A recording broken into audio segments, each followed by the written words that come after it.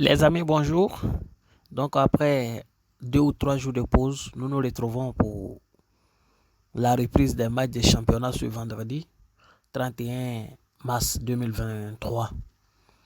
Il n'y a pas assez de matchs, mais j'ai tenu de les analyser pour relancer et mieux nous préparer pour le week-end. Donc je vais analyser simplement les matchs de ce vendredi sans toutefois donner de coupons. Ceux qui veulent jouer mes coupons, vous rentrez dans le groupe Telegram. Le lien du groupe Telegram est en description de la vidéo. Voilà, pour ceux également qui veulent me contacter, voilà, j'ai mon adresse email en description. C'est aceidou112@gmail.com. Et à côté de cela, il faut dire simplement que, voilà, en plus du groupe officiel, j'ai un groupe VIP. Voilà, ceux qui veulent avoir plus d'infos, vous intégrez le groupe officiel, les infos y sont. Donc on va aller vite pour ne pas que la vidéo soit longue, en commençant par le match qui oppose Eintracht Francfort à Bochum. C'est bien entendu en Allemagne. Ici, ce qu'il faut savoir, c'est que actuellement Eintracht Francfort n'est pas dans son meilleur niveau, avec 4 matchs successifs sans victoire, c'est-à-dire 2 nuls d'affilée dans l'intervalle, avec 2 défaites à l'extrémité. Ce qui fait qu'aujourd'hui, voilà, ça ne va pas trop chez cette équipe. Quand on regarde l'état de forme actuel des deux équipes, on se rend compte que sur les 5 derniers matchs, Bochum est légèrement au-dessus avec 1 point sur 15 possibles d'avance sur Eintracht Francfort. Et Eintracht Francfort à domicile, vous allez remarquer que c'est une équipe qui fait du bon boulot avec un seul match nul et 4 victoires sur les 5 derniers matchs d'affilée à domicile. Alors qu'à l'extérieur, quand vous regardez l'équipe de Bochum, voilà, ça ne fait pas bon vivre. 4 défaites d'affilée avant d'obtenir une victoire. En plus, au niveau de l'expérience, Eintracht Francfort est plus expérimenté en Bundesliga que Bochum. C'est pourquoi je pense que le match va se jouer vraiment au milieu offensif. Au niveau offensif. Et pour moi, Eintracht Francfort pourra s'imposer dans ce match sans difficulté. Le second match, c'est en France. La Ligue 1 française, 16. Il y a Marseille qui affronte l'équipe de Montpellier. Marseille aujourd'hui est à 7 longueurs de retard sur le leader PSG qui compte aujourd'hui 66 points. Ils sont suivis directement par Lens avec 2 points d'écart et Monaco avec 5 points d'écart. Et actuellement, si ça finit là, ils sont qualifiés, n'est-ce pas, pour la Ligue des Champions. Donc cette place est encore une place où la lutte est vraiment tendue.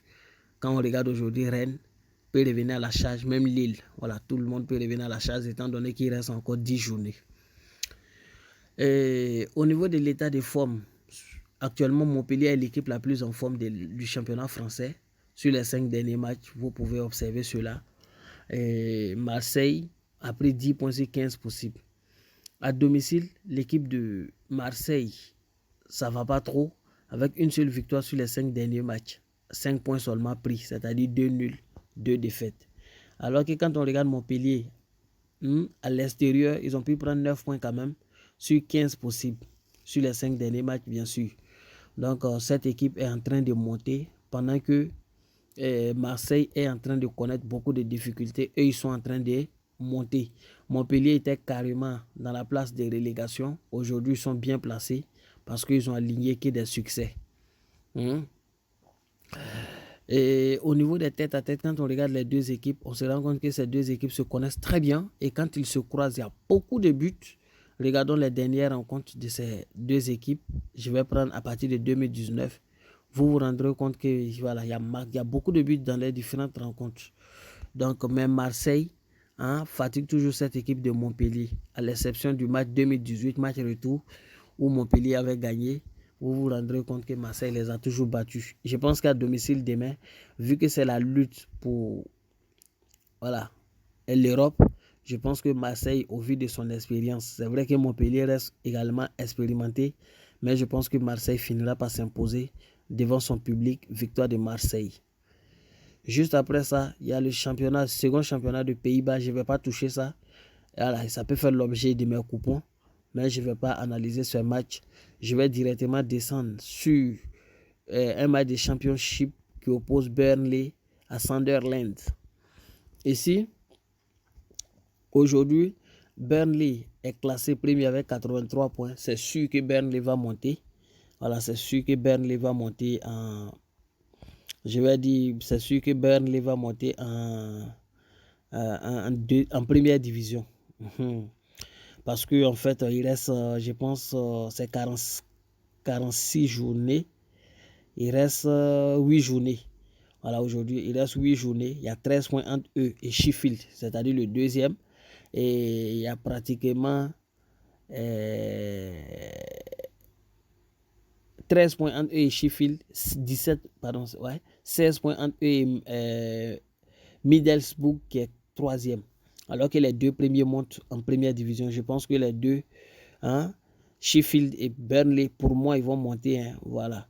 Pour moi, ils vont monter, sauf en cas de grave erreur. Mais je pense que ça ne peut pas arriver. C'est pourquoi je pense que Burnley va s'imposer dans ce match simplement sans grande difficulté. Il y a Wanderers qui joue face à Adelaide United. Ici, c'est les deux marques. C'est bien entendu un match de championnat au niveau de l'Australie. Les deux sont au coude à coude. Chacun voudra vraiment gagner. C'est pourquoi je pense que dans ce match, les deux vont trouver le chemin des filets. Pour moi, c'est un cadeau. Il y a le Gilles Waregem, voilà, en Belgique, qui joue à 18h45 avec Antwerp. Ici, au niveau des statistiques, on verra que on va regarder d'abord le classement. Antwerp aujourd'hui occupe la 3e place et est directement qualifié pour la Premier League encore l'année prochaine. Maintenant, ceux qui sont ici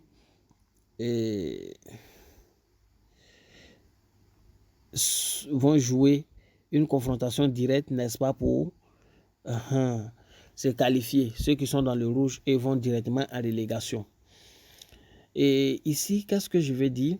Je vais dire simplement qu'au niveau, n'est-ce pas, de l'ensemble, c'est-à-dire sur l'année civile, Antwerp est en forme par rapport à cette équipe de Zuid Waregem. Mais quand on regarde les 5 derniers matchs, voilà, vous vous rendrez compte que c'est la même chose également. Zuid Waregem n'a gagné aucun de ces 5 derniers matchs, alors qu'Antwerp a perdu qu'un seul match pour un match nul. À domicile, l'équipe d'Antwerp est seulement parfaite avec une seule défaite sur les 5 derniers matchs. Et quand on regarde l'équipe de Zuid Waregem, n'est-ce pas? Autant pour moi, c'est Zuid Waregem qui joue à domicile. À domicile, Zuid Waregem ne fait pas bon vivre avec une seule victoire. Et quand on regarde à l'extérieur, Antwerp, c'est la meilleure équipe à l'extérieur. Donc, je pense que à ce niveau, il n'y a pas grand-chose à dire. Antwerp est très en forme par rapport à cette équipe. On va regarder les têtes à tête. Les deux équipes se maîtrisent très bien, ils se connaissent. Il y a eu plusieurs matchs entre eux. 1, 2, 3, 4, 5, 6, 7, 8, 9, 13 matchs. Voilà, il y a eu 13 rencontres entre eux. Je vous laisse regarder ces statistiques-là à votre niveau. Antwerp a plus de victoires en tout cas que cette équipe de Zuid Waregem. Et demain, ce qui est particulier, c'est que Zuid Waregem joue à domicile. Et vu qu'ils ont joué 5 matchs sans victoire, je pense qu'ils vont s'arranger pour trouver le chemin des filets. Voilà, histoire de vouloir gagner, surprendre, n'est-ce pas, l'équipe d'Antwerp qui, voilà, encaisse beaucoup. C'est une équipe qui encaisse beaucoup. Mais je pense qu'ils vont finir par gagner quand même. Ou à la rigueur, match nul. C'est pourquoi je vais aller sur Zuid Waregem, marque au moins 0,5 buts simplement. Après ça, c'est le championnat de Danemark, le groupe de relégation. Ici, vous allez savoir que, vous savez simplement que Midtjylland était une équipe qui était très en forme l'année surpassée.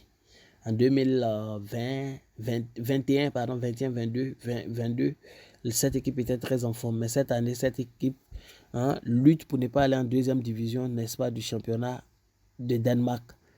Et actuellement, c'est chaud, c'est un peu chaud. Ils sont dans le groupe de relégation. Ils doivent jouer pour remonter dans la première partie du tableau, c'est-à-dire de la première à la 6e place. Et ces deux équipes se connaissent très bien. Ils ont joué plusieurs matchs. Midtjylland, c'est vrai que ça ne va pas trop chez Midtjylland, mais c'est une équipe qui fatigue beaucoup Horsens. Je pense que dans ce match-là, ils vont s'imposer. Pour moi, c'est la victoire de Midtjylland. Et on a en Liga Major qui joue face à Osasuna. Osasuna était dans le top 6 au départ. cette équipe a connu beaucoup de succès. Mais après, ça n'allait plus et ils sont aujourd'hui descendus. Alors que Majorque a profité dans ce temps pour monter.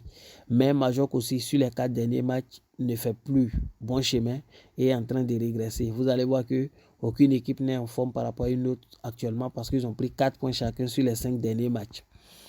Et à domicile, l'équipe de Majorque, voilà, c'est une seule défaite sur les 5 derniers matchs. Alors que quand vous regardez Osasuna à l'extérieur, vous allez comprendre que c'est une équipe qui a gagné qu'un seul match sur les 5 derniers matchs à l'extérieur. Donc, sur l'état de forme, Majorque est plus en forme que eux.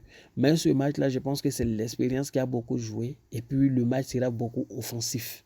C'est pourquoi je pense que Majorque ne va pas perdre, Osasuna ne va pas perdre ce match. En dépit du fait qu'il soit plus faible actuellement par rapport à Majorque, on va aller sur la base de la victoire ou nul de Osasuna.